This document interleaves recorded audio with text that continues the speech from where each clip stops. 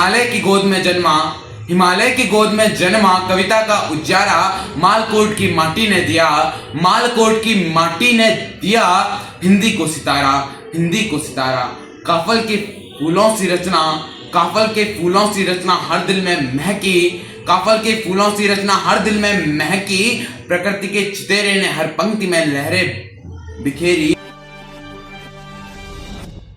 नमस्कार, मैं हूं आपके साथ संदीप बरतौल और आप देख रहे हैं बीबीसी उत्तराखंड। इस समय हमारे साथ खास मेहमान आज बाल कवि कार्तिक तिवारी जी हैं। एक छोटी सी उम्र में एक बड़ी प्रतिभा के धनी ये हैं और दरअसल आज पोखरी हिमवंत कवि चंद्र कुंवर बरतौल 19वें मेले में इन्होंने शिरकत की है और कवि चंद्र कुंवर बरतौल पर इन्होंने शानदार जो पंक्तियाँ कही हैं उसने दर्शकों का खूब मन मोहा है। कार्तिक, बहुत स्वागत है आपका बीबीसी उत्तराखंड में। मैं आप सभी दर्शकों को प्रणाम करता हूं और बीबीसी न्यूज़ का धन्यवाद करता हूं और साथ ही मैं धन्यवाद करता हूं मेला कमेटी का और नमन वंदन करता हूं कवि चंद्र कुंवर बरतौल जी को, जिनकी स्मृति में यहाँ मेला लगा है। मैंने जब वहाँ कविता गाई, मेरे को वहाँ कविता गाने का अवसर प्राप्त हुआ, तो मैंने जो वहाँ कविता गाई उसकी चंद लाइनें आपको सुनाता हूँ। हिमालय की गोद में जन्मा, हिमालय की गोद में जन्मा, कविता का उजारा मालकोट की माटी ने दिया, मालकोट की माटी ने दिया हिंदी को सितारा, हिंदी को सितारा। काफल के फूलों सी रचना, काफल के फूलों सी रचना हर दिल में महकी, काफल के फूलों सी रचना हर दिल में महकी, प्रकृति के चितेरे ने हर पंक्ति में लहरें बिखेरी, प्रकृति के चितेरे ने हर पंक्ति में लहरें बिखेरी। पौड़ी से देहरादून इलाहाबाद का सफर, पौड़ी से देहरादून इलाहाबाद का सफर, जगमगाया साहित्य जगत, जगमगाया साहित्य जगत, उनकी कलम का असर, उनकी कलम का असर। रसिक बन लिखी कविताएं, रसिक बन लिखी कविताएं, प्रेम और पीड़ा से भरी, प्रेम और पीड़ा से भरी। मेघनंदिनी पायश्विनी बनी अमर निशानियाँ, मेघनंदिनी पायश्विनी बनी अमर निशानियाँ, सरल जीवन नदी जिंदगी, सरल जीवन नदी हिंदी को अनमोल कहानियाँ, सरल जीवन नदी हिंदी को अनमोल कहानियाँ। बीमारियों ने घेर लिया पर लौ न बुझने पाई, बीमारियों ने घेर लिया पर लौ न बुझने पाई, 28 की उम्र में भी कविताएं अमर हो आई, 28 की उम्र में भी कविताएं अमर हो आई। 14 सितंबर का दिन आया, लाया जीवन का विराम, 14 सितंबर का दिन आया, लाया जीवन का विराम, पर आज भी उनकी कविताएं, पर आज भी उनकी कविताएं जग में करती है प्रणाम, पर आज भी उनकी कविताएं जग में करती है प्रणाम। अच्छा कार्तिक, जो ये कविता हिमवंत कवि चंद्र कुंवर बरतौल के ऊपर आपने बनाई है, कैसे आपने इस कविता को कहाँ आपने पढ़ा या इसको बनाया है आपने? मैं यूँ तो अबोध हूँ, मेरे को ज़्यादा प्रकृति के चितेरे कवि, हिंदी के चितेरे कवि, हिमवंत कवि जो हैं कवि चंद्र कुंवर बरतौल जी के बारे में उतना नहीं पता है, तो मैंने थोड़ा अपने घर वालों से पूछा, बहुतों से जांच पड़ताल की, तो मुझे उनके बारे में थोड़ा सा ज्ञान प्राप्त हुआ, तो मैंने उनके जीवन पर एक कविता बनाई थी।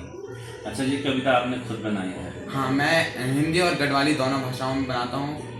तो कहीं ना कहीं आज हिमवंत कवि चंद्र कुंवर बरतौल मेले में हम हैं और साफ तौर पर हिमवंत कवि चंद्र कुंवर बरतौल 28 साल में जिनकी कविताएं अमर हो गई, इन कविताओं को सुनकर आज पूरा पोखरी हिमवंत कवि चंद्र कुंवर बरतौल मेले में आए हुए सभी दर्शक मंत्रमुग्ध हो गए।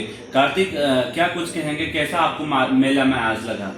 मेला बहुत अच्छा है और इससे यह प्रतीक हमें मिलता है कि कोई भी कवि कभी मरता नहीं है, वो अपनी कविताओं की वजह से अमर रहता है, जैसे कि यहाँ दिखाया जा रहा है कि वह अभी अमर है इस मेले के द्वारा। तो मुझे यह मेला बहुत अच्छा लगा। अच्छा, अभी आपकी उम्र कितनी है? मेरी उम्र अभी 13 साल है।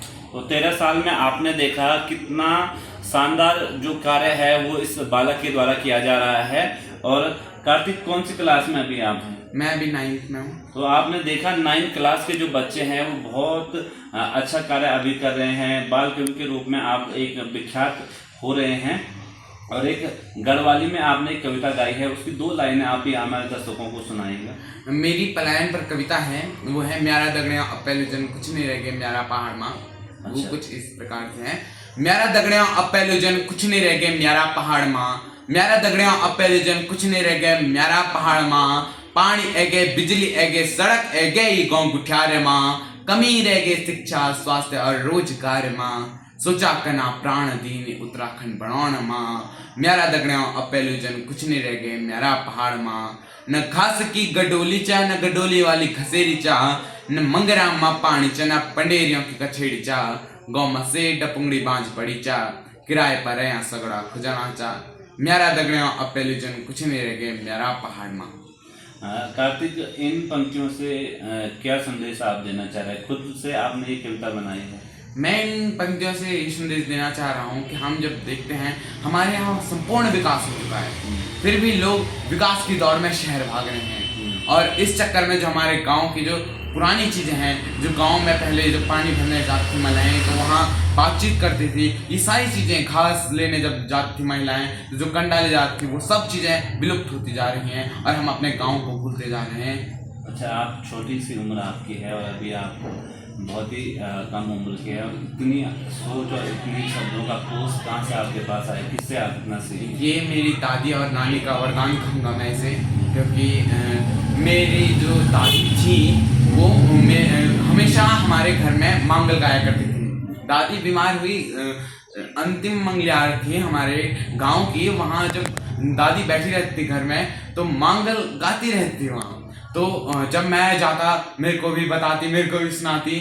और मैंने अपने माँ के मुंह से ये सुना है कि जो दादी पहले जब जवान थी तो कहीं भी शादी होती थी, दादी पहले वहाँ शादियों में जाया करती थी, मांगल गाया करती थी। और मेरी नानी जो थी वो मुझे हिंदी और गढ़वाली दोनों भाषाओं में सिखाती रहती थी और नानी को भी बहुत ज्ञान था तो वो भी बताती रहती थी। अच्छा, आजकल के जो नौनिहाल हैं, जो बच्चे हैं, जो आपकी तरह लड़के हैं, उनको आप क्या संदेश देना चाहेंगे? आज क्योंकि गढ़वाली भाषा आज लोग कहने के लिए तैयार नहीं है और गढ़वाली भाषा बोलने में कई ऐसे लोग हैं जो शर्म महसूस करते हैं, तो इसको लेकर आप क्या कहेंगे?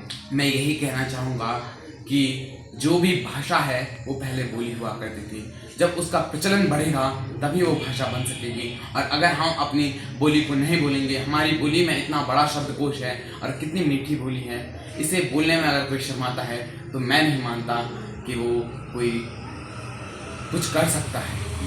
बहुत धन्यवाद आपका। धन्यवाद BBC न्यूज़ का।